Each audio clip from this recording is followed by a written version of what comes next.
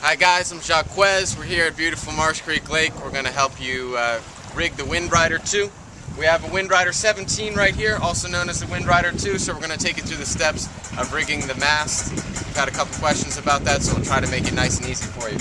So here we have the mast laid out on the boat. We're going to have the top end of the mast towards the back of the boat. Down here we have the foot of the mast, the bottom of the mast towards the front of the boat. This is kind of a lengthy process. It's something you want to take your time on, because if you don't do it right, you could have some problems, but if you do it correctly, as we'll show you, you'll have a blast out there on the water. So I have my partner in crime here, Steve. He's going to help me get this ready. Alright, so we have our mast laid out. All of the cables kind of bundled together. I'm going to go ahead and undo those. So now there are 3 cables we want to keep an eye for. One is the jib, which is actually a cable in itself.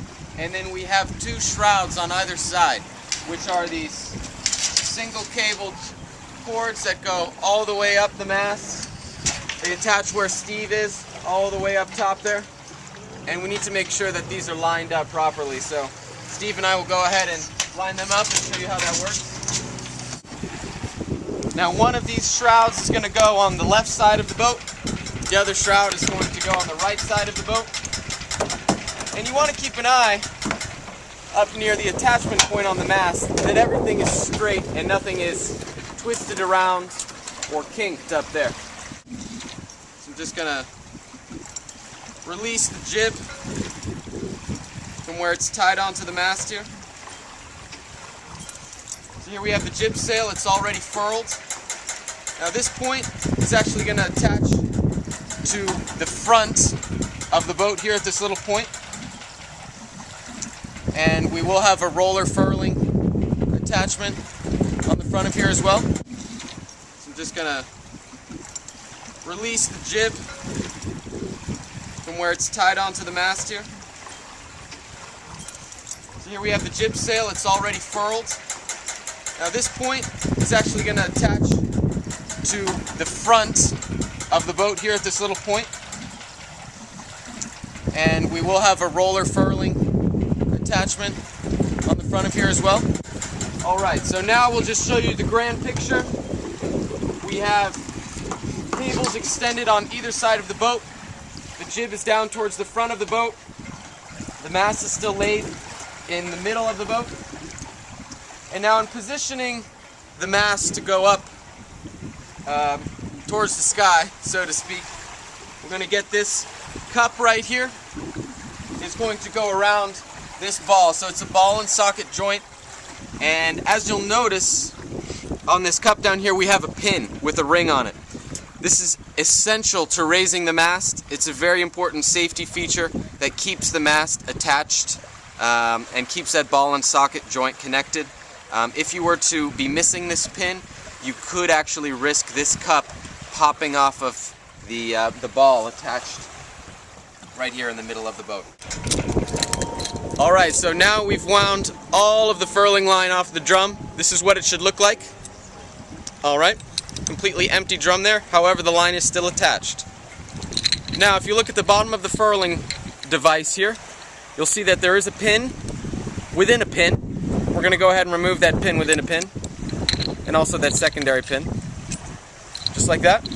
And we're going to attach it to this front anchor here on the boat. Now, it's very important to note that this fair lead here is pointing towards the back of the boat.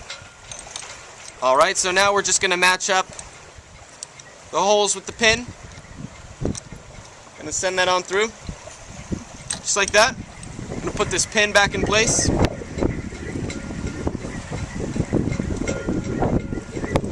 Alright,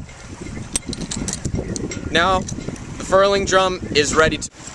Alright, so now as you'll notice, 2/3 of the way down these shrouds, you have this shackle here with 2 cables. Now if you look down, there's 2 different ends to these cables. You have pin and... oh, we have 2 of these guys right here. Alright, now as we're raising this mast, we do want to have one of these attached. Now this is vital to raising the mast. So I'm going to go ahead and take out one of these pins, and I'm going to attach it to the rear eyelid right here.